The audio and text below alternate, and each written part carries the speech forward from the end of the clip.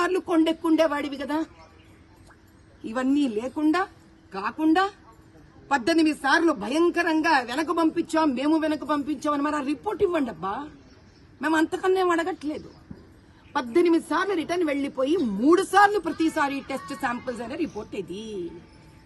మరి 18 సార్లు వెనకబోతుంటే ఏం చేస్తున్నావు నువ్వు? 1300 కోట్లు కేవలం లడ్డూల మీదే ఆదాయం ఉన్నప్పుడు నువ్వు ఎందుకు ఒక గోశాలను ఇక్కడ పెట్టలేదు? ఆ గోవుల నుంచి వచ్చే స్వచ్ఛమైన నెయ్యితో ఎందుకు లడ్లు నువ్వు చేయించలేదు? ఎందుకు నువ్వు ప్రాయశ్చిత్తం చేసుకోలేదు? అయ్యో ఎంత కర్మ, నా హయాంలో జరిగిందే ఇట్లాంటిదే, నువ్వు ఎందుకు భావించలేదు? ఇంతే నేను అడుగుతున్నా. నేనేం పెద్ద ఎక్కువ అడగడంలే. ఒక సామాన్య భక్తురాలిగా ఒకటే అడుగుతా. 18 సార్లు రిటర్న్ అయిన రిపోర్ట్ చెప్పా చాలు. ఏమి వద్దు మాకు. అందులో ఏమేమి ఉన్నాయో చూద్దాం. దాన్ని బట్టి ఎవరు ఎంత మహానుభావులో తేలిపోతుంది. రేపు జగన్మోహన్ రెడ్డి గారు వస్తున్నారు కదా, దాని మీద మీరు అంటే రేపు డిక్లరేషన్ ఇస్తారా ఆయన, లేకపోతే?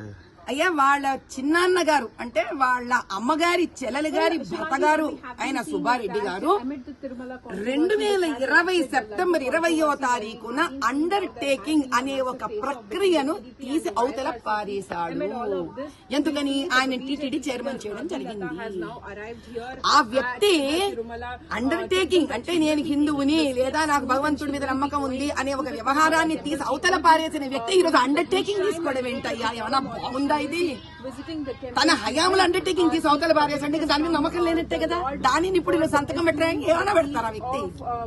కాబట్టి ఎవరైతే ఇంత భయంకరంగా పాల్పడ్డారో వాళ్ళు తిరుపతిలోకి రానివ్వకూడదు.